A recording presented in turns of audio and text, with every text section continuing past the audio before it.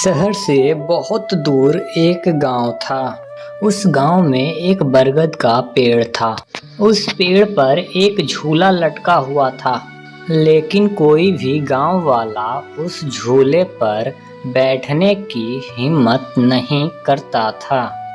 एक दिन राम और उसकी पत्नी निर्मला सो रहे होते हैं। तभी उसकी खिड़की से किसी की रोने की आवाज आती है।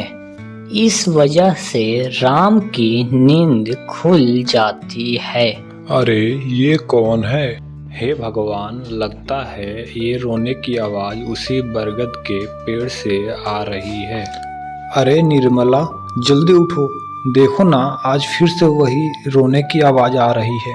हे भगवान, ये रोने की आवाज तो उसी झूले की तरफ से आ रही है। तुम डरो नहीं, मैं अभी देखता हूँ। फिर राम खिड़की के तरफ जाता है और उसकी आंखें फटी के फटी रह जाती है। उसे उस झूले पर एक सुंदर औरत दिखाई देती है। उसने बैंगनी रंग की साड़ी पहनी होती है और रो रही होती है। अरे निर्मला, जल्दी यहाँ आओ। फिर निर्मला भी जल्दी से उस खिड़की की ओर जाती है और उस औरत को देखने लगती है। फिर निर्मला बोलती है, अजी ये वही चुड़ैल तो नहीं जिसने इस झूले पर कब्जा कर रखा है। फिर राम बोलता है, तुम्हारा दिमाग खराब तो नहीं हो गया, वो बस एक औरत है। फिर निर्मला बोलती है, अजी भला इतने रात को कौन झूला झूलता है। फिर राम बोलता है, तुम रुको, मैं अभी बाहर जाकर देखता हूँ।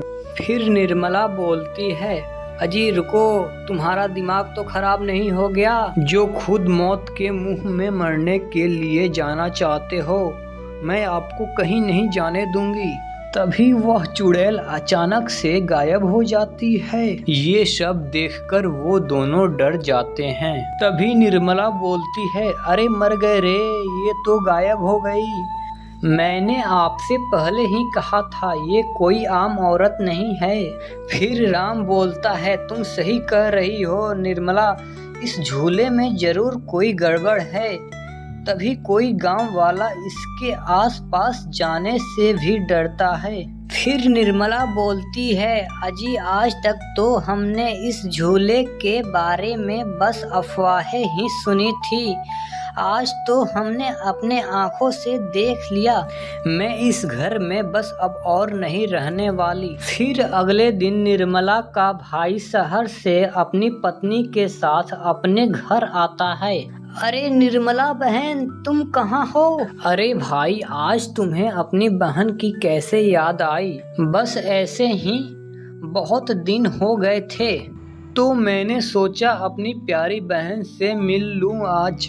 फिर वे लोग पूरा दिन हंसी मजाक करके बिता देते हैं और फिर रात होने पर निर्मला बोलती है, तुम नीलू के साथ इस कमरे में सो जाओ और हम दोनों बगल वाले कमरे में सो जाते हैं।